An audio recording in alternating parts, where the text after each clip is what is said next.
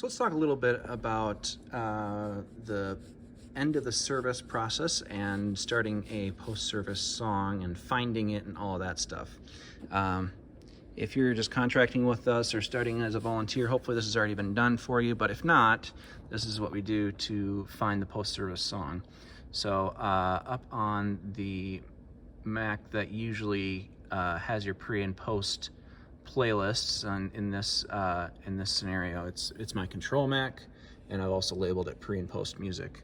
That is the one that you'll want to make sure that this file is on, and every week there's a different track that's uploaded, and it's in a Dropbox folder. So at least here at Blaine, I have it right up here in Dropbox, and then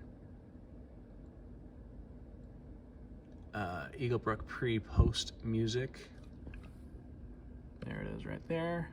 And then current weekend, that'll give you the post-service song.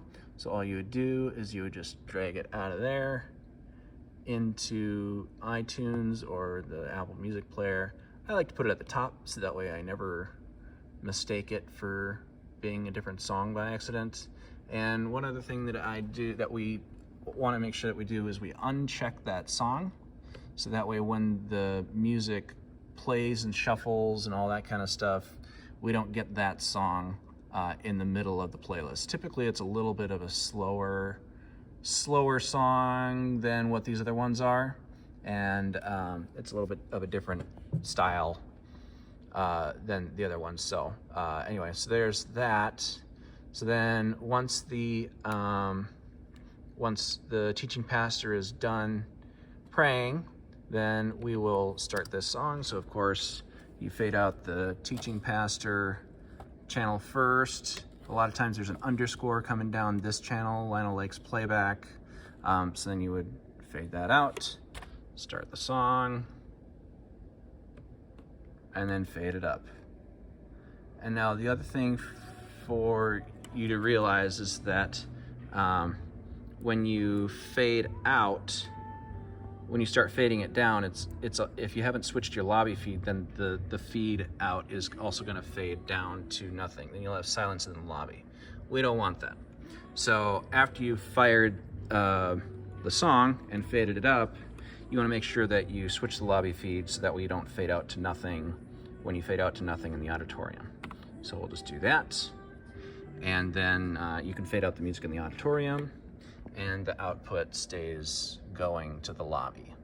And at the end of the service, a lot of times, people start leaving, and as the room empties, you want to start fading it down gradually, not all the way out, because if there's people praying down front, you want to be able to cover conversation between the different groups of people.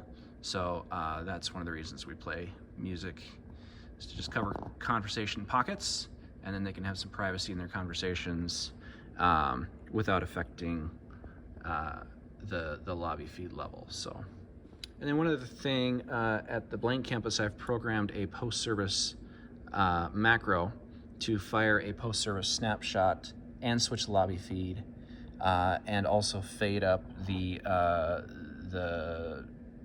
song in the auditorium, and then it'll actually auto-fire a fade out, so that way it'll be appropriate for the prayer team down front. So just to illustrate that, I'll hit the post-service snapshot here. You'll see that fade up. The lobby feed has been switched, and then it'll be just a little bit of time. When that meter goes down, it'll start fading out the subs over 30 seconds, and it'll fade the music down over 1 minute. And then 10 minutes later, it'll fade iTunes out completely. The only thing to know is that if you were to hit that post-service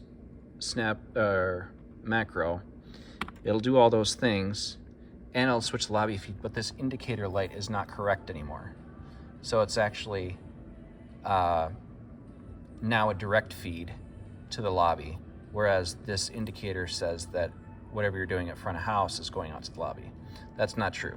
You can't change an indicator light of a macro by firing a macro. So that's the only problem.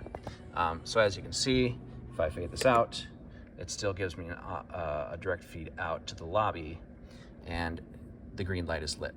If I do that, it's still a direct feed out to the lobby. But of course, now if I were to hit it, it's no longer a direct feed out to the lobby. I have to fade it up first in order for it to go out to the lobby. A little bit confusing, but once you've done it a couple times, you know the little bug, it works out really nice.